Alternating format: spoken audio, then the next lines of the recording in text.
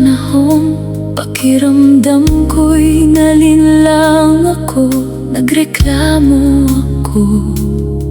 Alam mo kung gaano ko kamahal ang magreklamo. Sa lahat ng pagkakamaling paulit-ulit kong ginawa, kahit ako ang may sala, sinisi ko pa rin ang ulan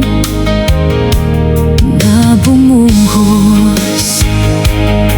Wala akong panalangin, wala akong ideya, at bigla na lamang mula sa hindi inaasahan,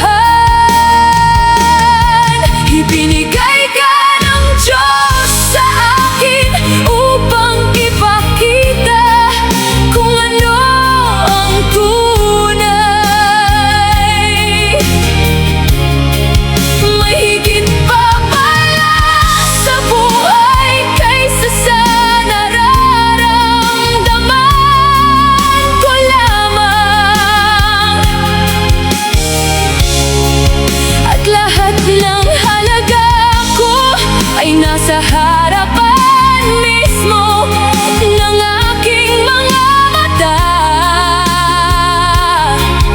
at lahat ng dahilan kung bakit ako nabubuhay, kahit hindi ko noon alam kung bakit, ngayon alam ko na, dahil ibinigay ka ng Diyos sa akin.